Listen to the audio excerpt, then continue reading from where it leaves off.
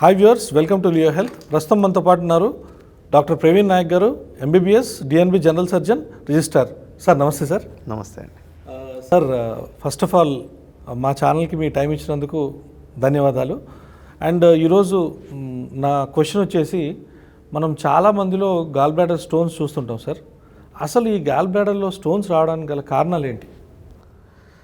Gall bladder స్టోన్స్కి కారణాలంటే ఒకటి మెయిన్ సెడెంటరీ లైఫ్ అండి. Okay, sedentary life more than 40 years age. Okay, ఫీమేల్స్లో ఎక్కువ వస్తాయి.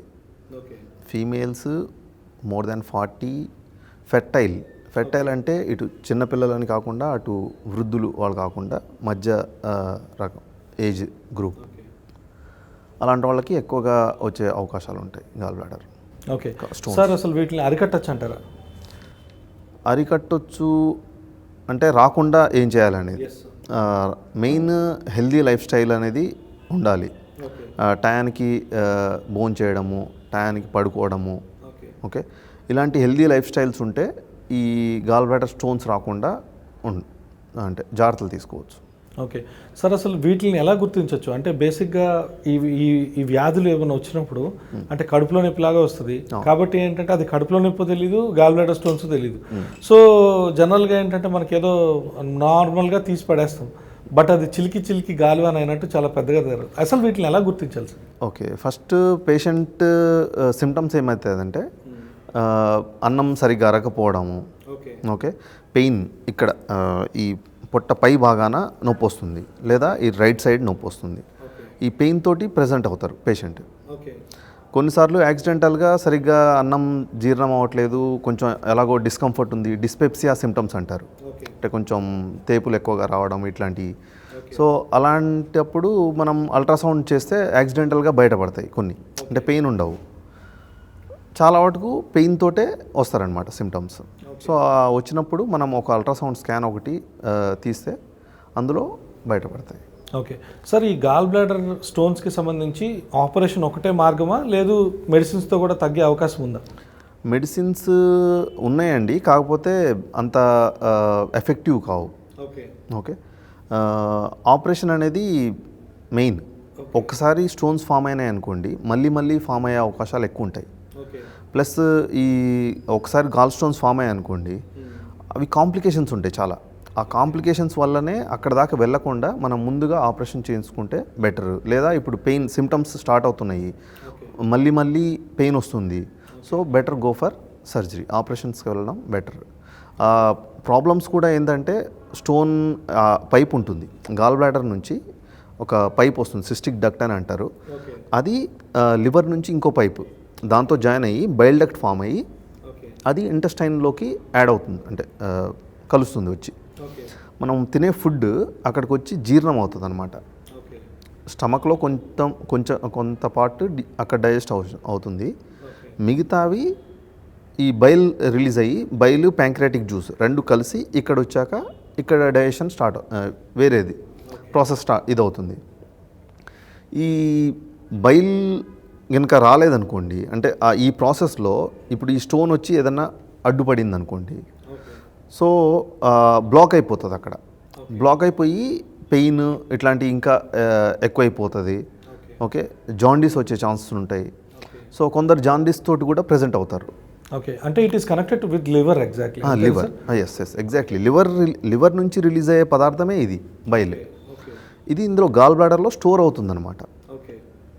సో ఆ స్టోరింగ్ ఈ లివర్, ఈ బైల్ ఎప్పుడైతే ప్రొడ్యూస్ అవుతుందో దీంట్లో కొన్ని ఉంటాయి, అంటే కరెక్ట్ రేషియోలో కనుక అవి ప్రొడ్యూస్ అవ్వకపోతే దాన్ని లిథోజెనిక్ బైల్ అంటారు. అంటే స్టోన్ ఫామ్ అయ్యే ఛాన్సెస్ ఎక్కువ ఉంటాయి. అందులో ఏంటంటే ఒకటి కొలెస్ట్రాల్, ఓకే, ఇంకోటి బైల్ సాల్ట్స్, ఇంకోటి ఫాస్ఫోలిపిడ్స్. ఇవి కరెక్ట్ రేషియోలో ప్రొడ్యూస్ అవ్వాలన్నమాట. కొంచెం అటు ఇటు అయితే అవి స్టోన్స్ ఫామ్ అయ్యే అవకాశాలు ఎక్కువ ఉంటాయి. సో స్టోన్ ఫామ్ అయ్యాక కాంప్లికేషన్స్కి వెళ్ళకుండా మనం జాగ్రత్తలు తీసుకోవాలి. ఓకే సార్, కాంప్లికేషన్స్ అంటే ఇంకా నెక్స్ట్ లెవెల్లో ఏ విధంగా ఉంటుంది సార్? కాంప్లికేషన్స్ అంటే ఒకటి స్టోన్ అడ్డుపడడం, అది చెప్పాను.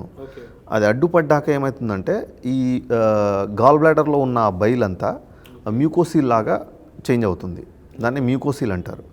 ఇంకోటి ఇది ఇన్ఫెక్షన్ వచ్చే ఛాన్సెస్ ఎక్కువ ఉంటాయి. ఓకే, కొలిసిస్టైటిస్ అంటారు దాన్ని. ఇన్ఫెక్టెడ్ థింగ్ చాలా పెయిన్ఫుల్గా ఉంటుంది, కొన్నిసార్లు భరించలేనంత పెయిన్ కూడా ఉంటుంది. ఇక్కడ ఈ రైట్ సైడ్ ఈ భాగాల్లో ఎక్కువ పెయిన్ వస్తుంది.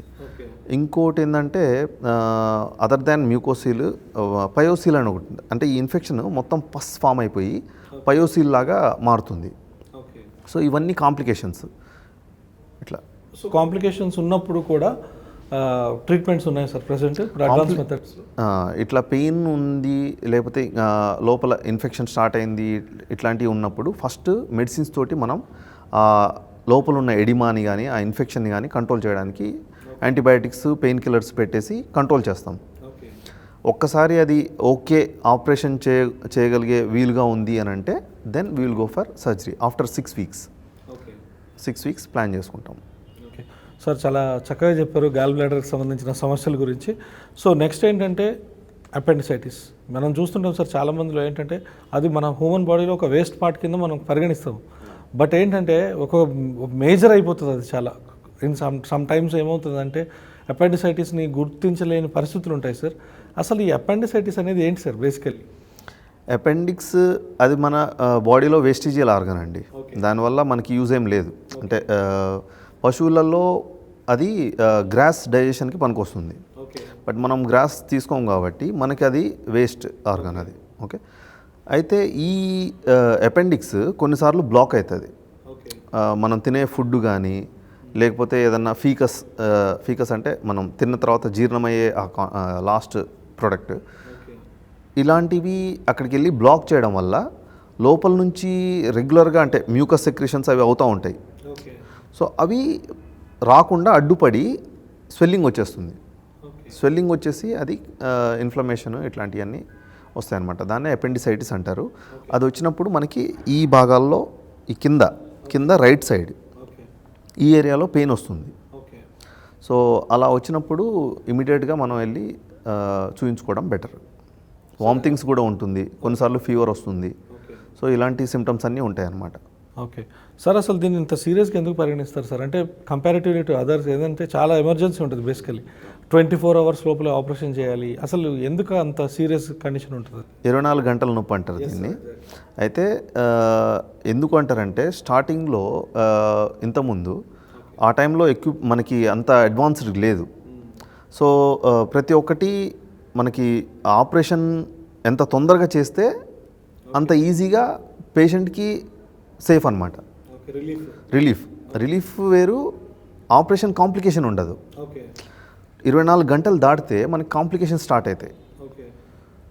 అక్కడ ఒమెంటమ్ అని ఉంటుంది, పేగుకి అతుక్కొనే ఉంటుంది ఒమెంటమ్ అనేసి. అవన్నీ వచ్చేసి మన బాడీలో ఒక న్యాచురల్ థింగ్ అది. ఏదైనా ఇన్ఫ్లమేషన్ ఉందంటే దాన్ని అక్కడి నుంచి బయటికి వెళ్లకుండా వచ్చి అడ్డుపడతాయి. ఒక గోడలాగా గూడు కడుతుంది అనమాట. ఓకే, దాన్ని మాస్ ఫార్మేషన్ అంటారు మామూలుగా. సో అది కొందరిలో ఫెయిల్ ఉంటుంది, అంటే అన్నీ వచ్చేసి అతుక్కోవు అక్కడ.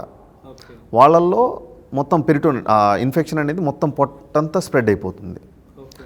కొన్నిసార్లు ఆ ఇన్ఫ్లమేషన్ అది కొంచెం ఎక్కువైపోయి బెజ్జం పడేది అవకాశాలు ఉంటాయి. ఆ అపెండిక్స్లోనే బెజ్జం పడిపోయి దాన్నే అపెండికులర్ పెర్ఫోరేషన్ అంటారు. అది పడ్డప్పుడు ఏంటంటే ఇప్పుడు మనం తినే వేస్ట్ అంతా అందులో నుంచి బయటికి వచ్చేస్తుంది. ఇన్ఫ్లమేషన్ అయిపోయి మొత్తం పెరిటోనైటిస్ వస్తుంది అనమాట. అది చాలా డేంజర్. అది సీరియస్ కండిషన్స్ కాజ్ చేస్తుంది అనమాట, సెప్టిసిమియా, షాక్ అట్లా. సో అక్కడ దాకా వెళ్ళకుండా మనం వితిన్ 24 అవర్స్ చేస్తే ఇలాంటి కాంప్లికేషన్స్ ఏమి ఉండవు, తొందరగా దీంట్లో నుంచి బయటపడవచ్చు అన్నట్టు. ఓకే సార్, అపెండిసైటిస్కి మెడిసిన్స్తో తగ్గించేది ఏమైనా ఛాన్స్ ఉందంటారా, లేదు ఓన్లీ సర్జరీ? అది యాక్చువల్లీ మెడిసిన్స్ ద్వారా కూడా మనం తగ్గించవచ్చు, కానీ కాంప్లికేషన్ అయిందనుకోండి అప్పుడు మెడిసిన్స్ కోసం అంటే అలా వెయిట్ చేస్తూ ఉండకూడదు. ఒక్కసారి ఇప్పుడు బెజ్జం పడిపోయింది అని చెప్పాను, అది అయిపోయింది అంటే ఇంకా ఖచ్చితంగా ఆపరేషన్ చేయాల్సిందే, ఓపెన్ చేయాల్సిందే. దానికి మళ్ళీ మెడిసిన్స్ పెట్టి చూద్దాము అన్నట్టు ఉండదు. That's an emergency. ఓకే, అందుకనే 24 గంటల నొప్పి ముందే చేస్తేనే బెటర్ అంటారు. మెడిసిన్స్ ద్వారా కొందరు కంట్రోల్ చేస్తారు, ఏది పేషెంట్కి పెయిన్ అంతగా లేదు, ఓకే నార్మల్గా ఉంది, కానీ పేషెంట్ ఫైన్, క్లినికల్గా పేషెంట్ ఓకే అనిపిస్తున్నాడు అంటే then will go for conservative management. అంత బీపీ అంత మేనేజ్ అవుతుంది, మనకి వేరే ఇబ్బందులు ఏం లేవు, పెయిన్ కూడా అంత సివియర్గా లేదు, ఒక్క దగ్గరే ఉంది, వేరే సైడ్ ఏం లేదు. సో ఇట్లాంటివన్నీ ఉన్నప్పుడు మనం అది కన్జర్వేటివ్ మేనేజ్మెంట్ చేయొచ్చా లేదా అనేది తెలుస్తుంది. దాన్ని బట్టి ప్లస్ కొన్నిసార్లు ఏంటంటే పేషెంట్ లేట్గా వస్తాడు, మనకి వెంటనే రాడు. లేట్గా వచ్చినప్పుడు మనం చూస్తాం అనమాట, ఓకే పేషెంట్ స్టేబుల్గా ఉన్నాడు, ఓకే ఈ టైంలో ఆపరేషన్ చేసినా కూడా మనకి రిస్కీ ఉంటుంది కొంచెం. 24 hours తర్వాత, 24 to 48 hours తర్వాత అక్కడంతా ఇన్ఫ్లేమ్డ్ ఉంటుంది అనమాట పార్ట్. మనం ఏది ముట్టుకున్నా కూడా అది ఊడొచ్చే అవకాశాలు ఉంటాయి. సో ఇట్లాంటప్పుడు డేంజర్ అది, అందుకనే ముందే చేయించుకుంటే బెటర్ అంటాం. లేదా we should wait till the ఆ ఎడిమా ఇన్ఫ్లమేషన్ అదంతా తగ్గేంత వరకు మనం మెడిసిన్స్ పెట్టి వెయిట్ చేయాలి. సో అదొక్కటే టైం అంటే మనం వెయిట్ చేయాలి అని అనుకునేది. ఇంకోటి ఏంటంటే ఒకవేళ వెయిట్ చేసేటప్పుడు సడన్గా పెర్ఫోరేషన్ అయిందనుకోండి, then we should go for operation. అది ముందే పేషెంట్స్ చెప్పేయాలి. ఒకవేళ మెడిసిన్స్ పెట్టి చూస్తామండి, ఇందులో మనకి కంట్రోల్ అవుతుంది అంటే ఓకే, కంట్రోల్ అవ్వట్లేదు లేదా కాంప్లికేషన్స్ ఏదైనా వచ్చాయి అంటే immediately we should go for surgery.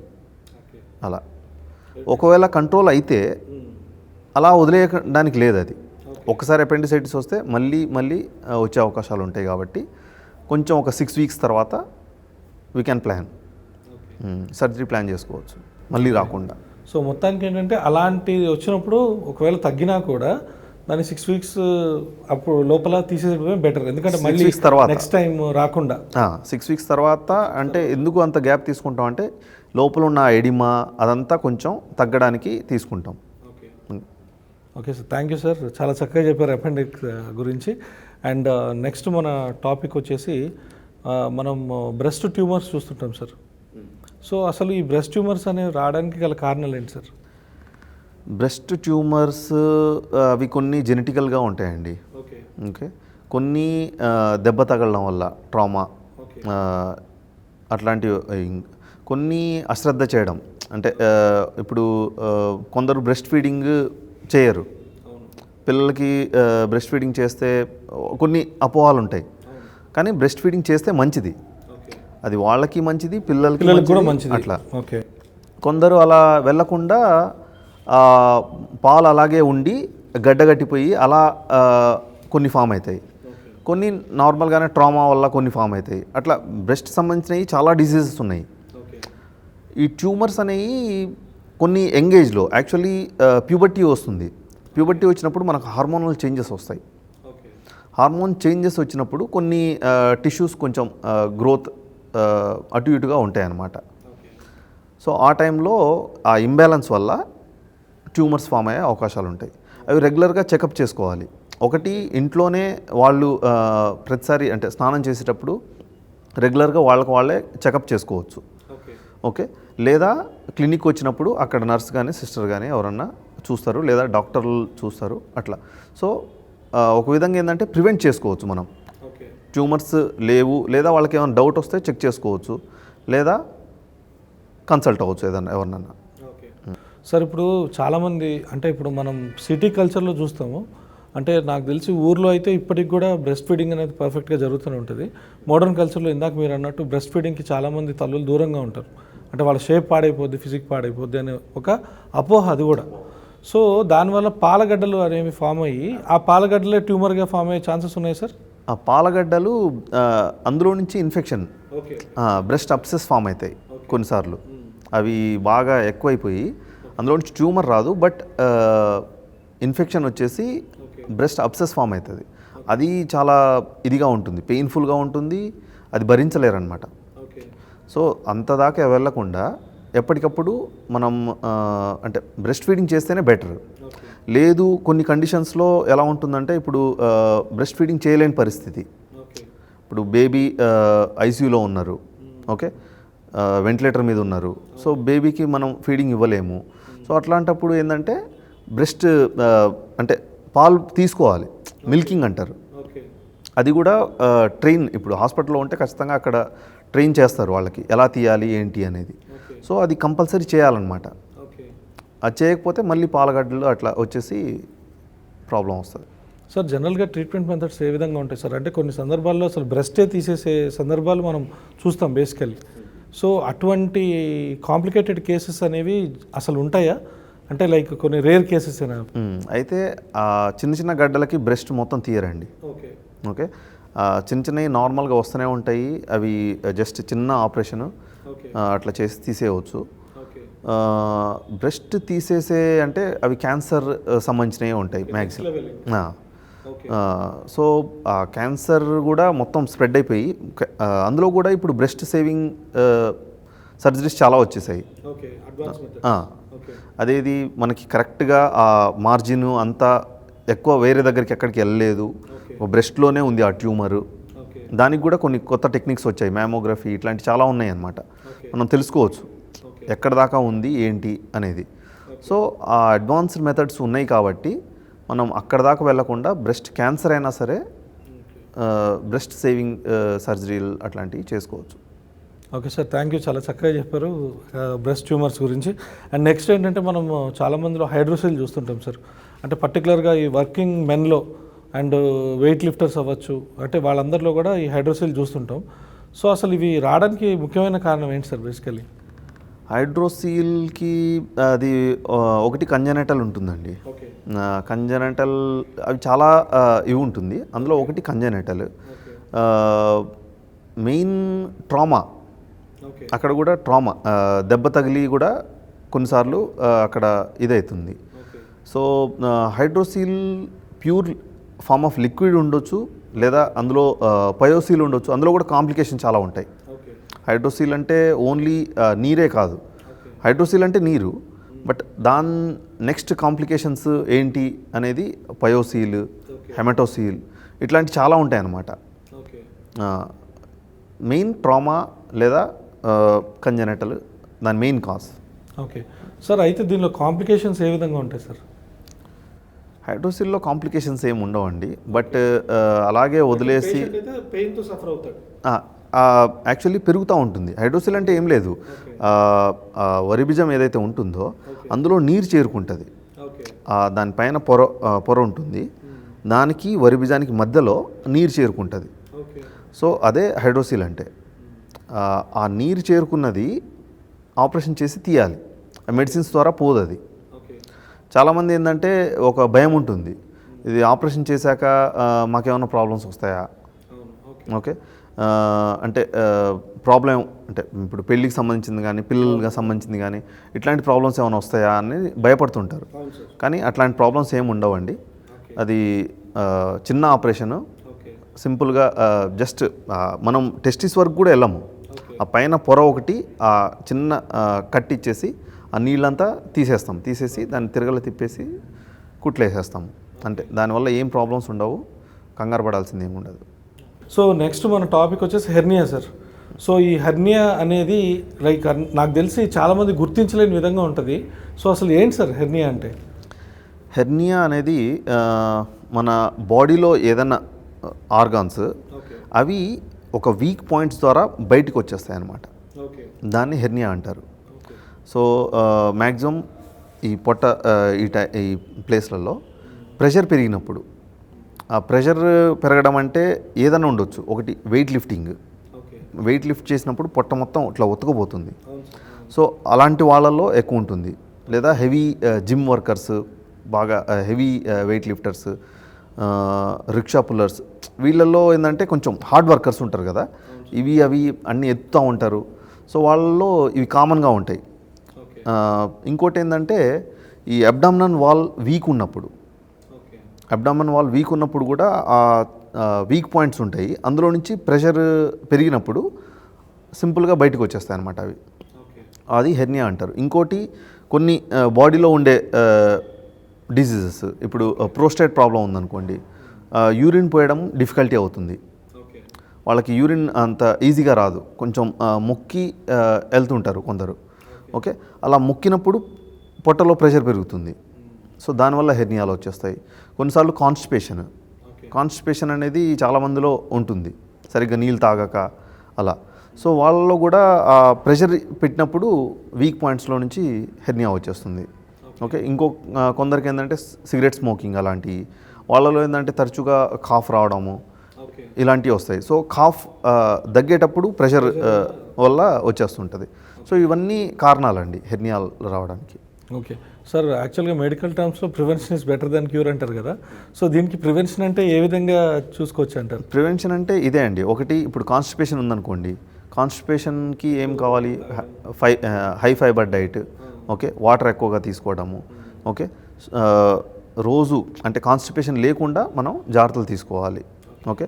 వాళ్ళ కాన్స్టిపేషన్ ఉంది అంటే వెంటనే డాక్టర్ కన్సల్ట్ అయ్యి దానికి సంబంధించిన సిరప్స్ అవి ఉంటాయి, ఓకే, అవి ఫాలో అయితే సరిపోతుంది.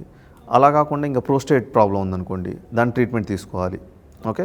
మనం హెర్నియా ఉన్నప్పుడు మిగతా ట్రీట్ చేయకుండా ఓన్లీ హెర్నియా ట్రీట్ చేస్తామనుకోండి, సో మిగతా ప్రాబ్లం ఉంది కాబట్టి మళ్ళీ హెర్నియా వచ్చే ఛాన్సులు ఉంటాయి వేరే సైడ్. ఇప్పుడు ఒక సైడ్ అంటే చేసేస్తాము, ఓకే, ఇంకో సైడ్ మళ్ళీ వచ్చే ఛాన్సులు ఉంటాయి. సో మెయిన్ ఆ కాజ్ ఏంటో తెలుసుకొని అది ట్రీట్ చేస్తే బెటర్. సార్, అశ్రద్ధ వల్ల హెర్నియా వచ్చిన తర్వాత అశ్రద్ధ వల్ల ఎటువంటి పరిణామాలు ఉంటాయి, కాంప్లికేషన్స్? హెర్నియా ఒకవేళ ఏం కాదులేండి అని వదిలేస్తే ఏమవుతుందంటే చిన్న డిఫెక్ట్ అని చెప్పాను కదండి, ఆ చిన్న డిఫెక్ట్లో నుంచి మనకి ఇంటెస్టైన్, ఒమెంటమ్ ఇవన్నీ వచ్చేస్తాయి బయటికి, ఓకే. ఆ వచ్చినప్పుడు ఆ బెజ్జం ఎప్పుడైనా అది టైట్ అయిపోవచ్చు, ఓకే. టైట్ అయిపోతుందంటే లోపల నుంచి వచ్చే కాంటెంట్స్ కొంచెం కొంచెం వచ్చి అవి ఎక్కువ అయిపోయినప్పుడు బిగుచుకుపోతుంది. ఆ బిగుచుకుపోయినప్పుడు దానికి రక్తం సరఫరా అంతా తగ్గిపోతుంది. సో ఇలాంటి కాంప్లికేషన్స్ వస్తాయన్నమాట. ఒకసారి ఇంటెస్టైన్కి ఆ రక్తం తగ్గిపోయింది అనుకోండి, ఆ ఇంటెస్టైన్ అంతా పాడైపోయింది. తర్వాత అది అక్కడ వరకు నెక్రోస్ అంటే డెత్ అయిపోయింది అనమాట. ఇంకా దాన్ని తీసేయాల్సి వస్తుంది. సో అవన్నీ చాలా కాంప్లికేటెడ్ సర్జరీ అయిపోతుంది. సో అక్కడ దాకా వెళ్లకుండా మనం ముందు జాగ్రత్తలు తీసుకుంటే బెటర్. చాలా చక్కగా చెప్పారు సార్ అన్ని విషయాల గురించి. So thank you very much మా ఛానల్కి మీ యొక్క విలువైన సమాచారాన్ని అందించినందుకు. సో వ్యూయర్స్ చూశారు కదా, సో ఇది మళ్ళీ మరో డాక్టర్తో కలుద్దాం. Until then keep watching your health. Thank you.